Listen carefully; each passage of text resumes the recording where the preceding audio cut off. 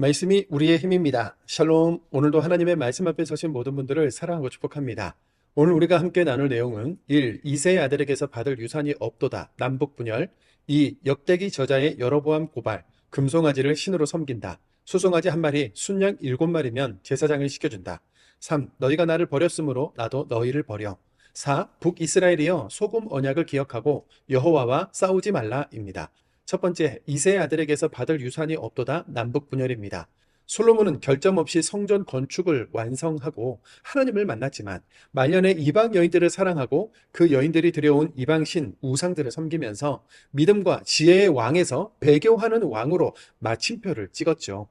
솔로몬이 죽고 아들 르호보암이 왕위에 오르자 그동안 각종 성들과 도시 건축 공사에 시달렸던 백성들이 찾아와서 이제 우리 짐 좀 가볍게 해달라고 요청했지만 르호보암 왕은 포악한 말로 대답하여 남북 분열을 자초합니다. 북쪽 지파 사람들은 우리가 다윗과 무슨 관계가 있느냐, 이새 아들에게서 받을 유산이 없도다 하면서 돌아섰고 이렇게 나라가 남북으로 갈라지죠. 열왕기서에서 읽은 내용이지만 다시 한번 간단하게 살펴보면 사울, 다윗, 솔로몬을 거쳐 남유다는 아들 르호보암이, 북쪽 이스라엘은 신하 여로보암이 왕이 되어 각각 두 개의 분단 국가로 역사가 흘러가게 되죠.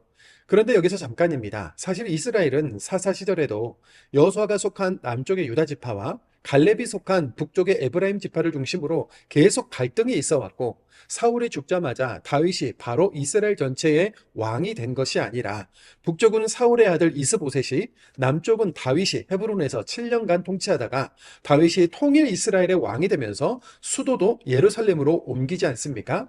처음부터 남북으로 분열 상태에 있었고 솔로몬 이후 다시 남북으로 갈라졌다는 거죠. 이스라엘이 남북으로 갈라진 이유는 표면적으로는 반복된 건축 공사로 인한 세금과 부역 문제 같지만 실제로는 솔로몬이 이방신과 우상을 섬기며 하나님을 떠났기 때문이라는 것을 우리는 잘 알고 있죠. 북이스라엘 백성들이 이새의 아들, 즉 다윗의 자손들로부터 더 이상 받을 것이 없다며 등을 돌린 데는 이렇게 솔로몬의 배교와 아들 르호보암의 교만한 마음이 합해진 결과인 겁니다. 두 번째, 역대기 저자의 여로보암 고발입니다. 이렇게 북쪽 지파의 왕위에 오른 여로보암은 다윗의 혈통도 아닌 갑자기 세워진 왕이었고, 무엇보다 성전이 남유다의 예루살렘에 있으니 혈통적인 면에서나 신앙적인 면에서 모두 정통성이 없어서 불안한 마음이 들 수밖에 없었는데요. 백성들이 하나님께 예배드리러 예루살렘에 왔다 갔다 하다가 남유다로 마음이 기울어서 자신을 배신할 수도 있었기 때문이었죠. 그래서 베델과 단에 금송아지를 세우고 이것이 하나님이라고 하면서 예루살렘에 가지 말고 여기서 예배드리라고 합니다. 역대기 저자는 첫째, 여로보암과 북이스라엘 백성들은 금송아지를 신으로 섬긴다. 둘째, 아론 자손을 제사장으로 세우라는 하나님의 규례를 어기고 수송아지 한 마리와 순양 7마리를 가져오면 누구라도 제사장을 시켜준다는 점을 고발하면서 진리와 본질을 훼손하고 짬뽕 신학을 만든 여로보암을 강하게 비판합니다. 여호와를 떠나 금송아지를 섬기고 예배와 직분을 가볍게 여긴 것은 곧 여호와를 향한 배신이라는 거죠. 금송아지를 섬기는 것과 제사장 규례를 어긴 일은 결국 레위인들의 강한 반발로 이어졌고, 북쪽에서 해임을 당한 제사장들과 레위인들, 그리고 바른 신앙을 지키고 싶은 북쪽의 지파 백성들이 하나님께 바르게 예배드릴 수 있는 남유다로 넘어오게 됩니다. 역대하 11장 16절입니다. 이스라엘 모든 지파 중에 마음을 굳게 하여 이스라엘의 하나님 여호와를 찾는 자들이 레위 사람들을 따라 예루살렘에 이르러 그들의 조상들의 하나님 여호와께 제사하고자 한지라. 세 번째, 너희가 나를 버렸으므로 나도 너희를 버려입니다. 그렇다면 남유다의 상황은 더 나았을까요? 태평성대였던 나라가 갈라지고 위기에 놓이니 솔로몬의 아들 르호보암은 초기 3년간 레위인들과 함께 하나님을 바르게 예배했지만 나라가 안정을 찾자마자 여호와의 율법을 버립니다. 역대하 12장 1절입니다. 르호보암의 나라가 견고하고 세력이 강해짐에 그가 여호와의 율법을 버리니 온 이스라엘이 본받은지라. 평안해지면 하나님을 떠나는 유형의 전형적인 모습이죠. 왕의 영적인 타락은 백성들에게 영향을 미치게 되고 나라가 죄악과 고통에 빠지게 되기 때문에 이 문제는 더 심각한 겁니다. 하나님은 결국 사사기 시절의 사이클대로 애굽왕 시삭의 공격을 받게 하시는데요. 역대하 12장 5절과 9절입니다. 여호와께서 이와 같이 말씀하시기를 너희가 나를 버렸으므로 나도 너희를 버려. 애굽왕 시삭이 올라와서 예루살렘을 치고 여호와의 전 보물과 왕궁의 보물을 모두 빼앗고 솔로몬이 만든 금방패도 빼앗은지라.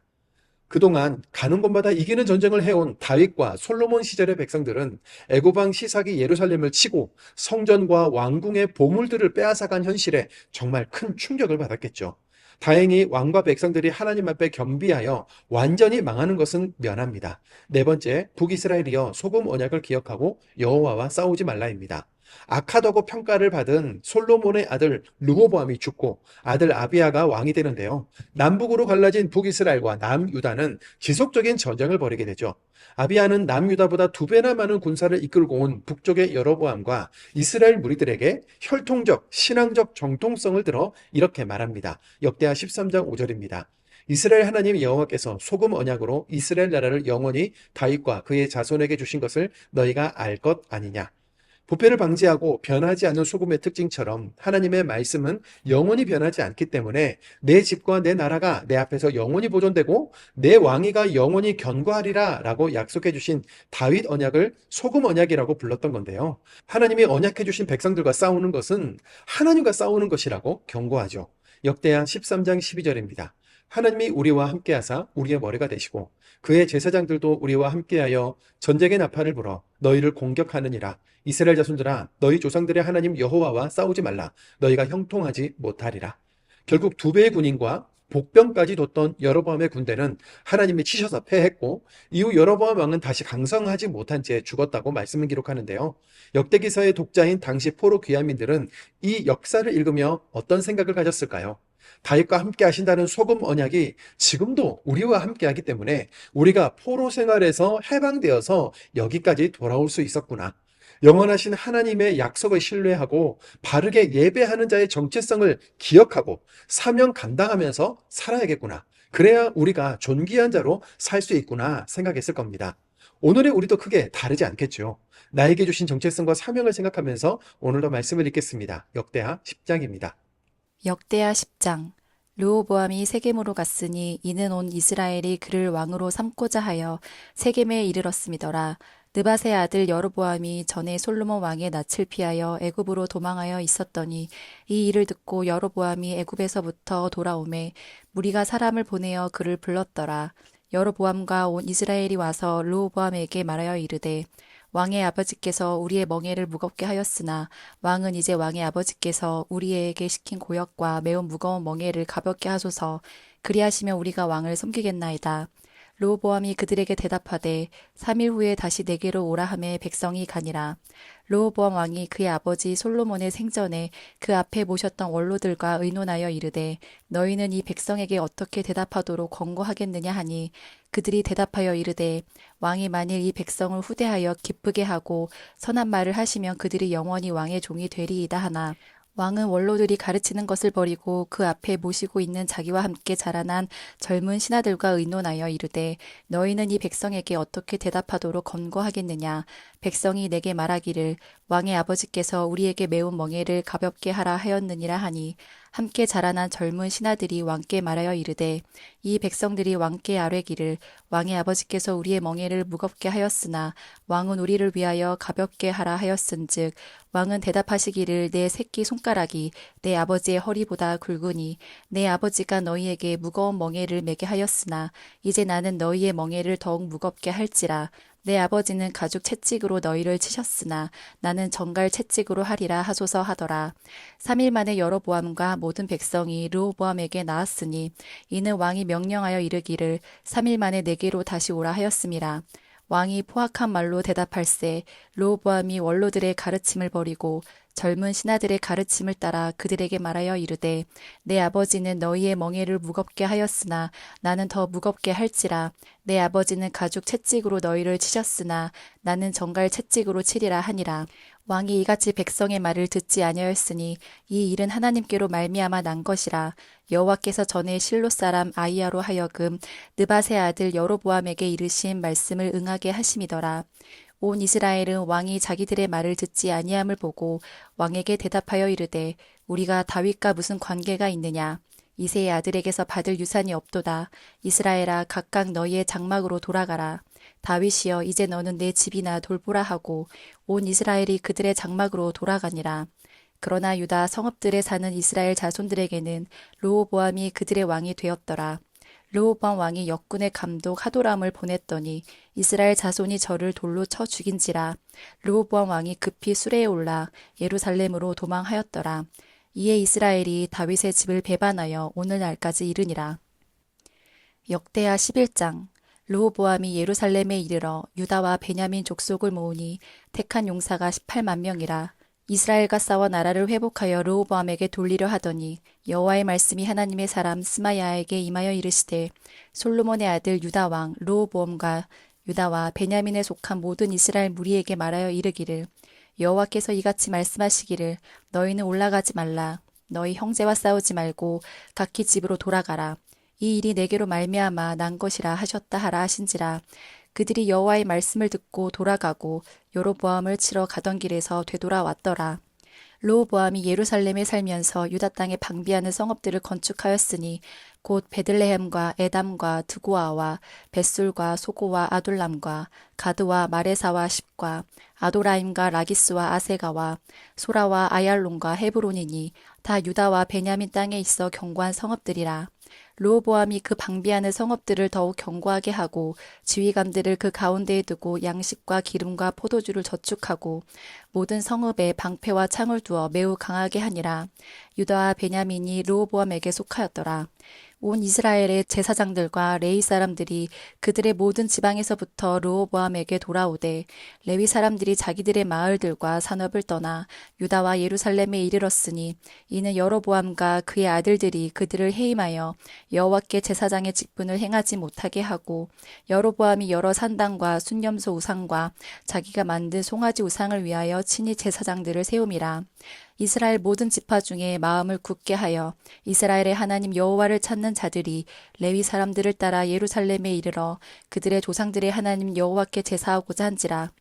그러므로 3년 동안 유다 나라를 도와 솔로몬의 아들 르호보암을 강성하게 하였으니 이는 우리가 3년 동안을 다윗과 솔로몬의 길로 행하였음이더라. 르호보암이 다윗의 아들 여리못의 딸 마할랏을 아내로 삼았으니 마할랏은 이새의 아들 엘리압의 딸 아비하일의 소생이라. 그가 아들들 곧 여호수와 스마랴와 사함을 낳았으며 그 후에 압살롬의 딸 마아가에게 장가 들었더니 그가 아비야와 아떼와 시사와 슬로밋을 낳았더라.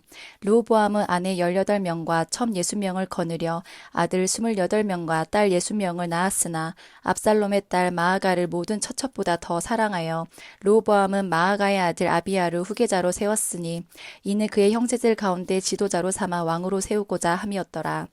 르호보암이 지혜롭게 행하여 그의 모든 아들을 유다와 베냐민의 온 땅 모든 견고한 성읍에 흩어 살게 하고 양식을 후히 주고 아내를 많이 구하여 주었더라. 역대하 12장. 르호보암의 나라가 견고하고 세력이 강해짐에 그가 여호와의 율법을 버리니 온 이스라엘이 본받은지라.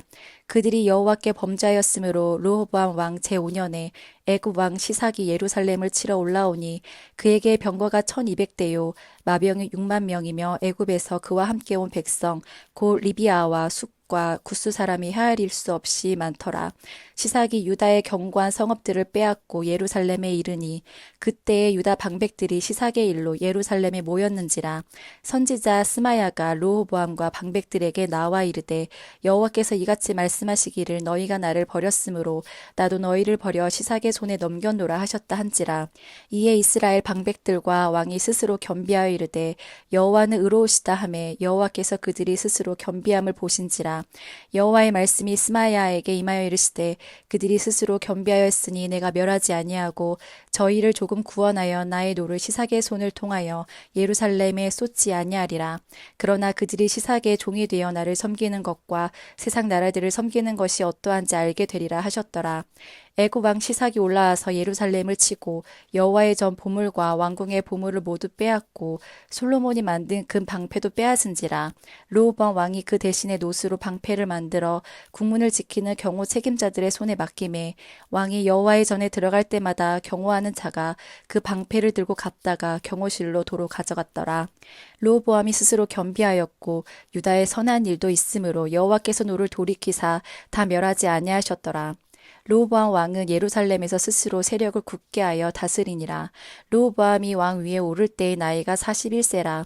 예루살렘 곧 여호와께서 이스라엘의 모든 지파 중에서 택하여 그의 이름을 두신 성에서 17년 동안 다스리니라. 르호보암의 어머니의 이름은 나아마요 암몬 여인이더라.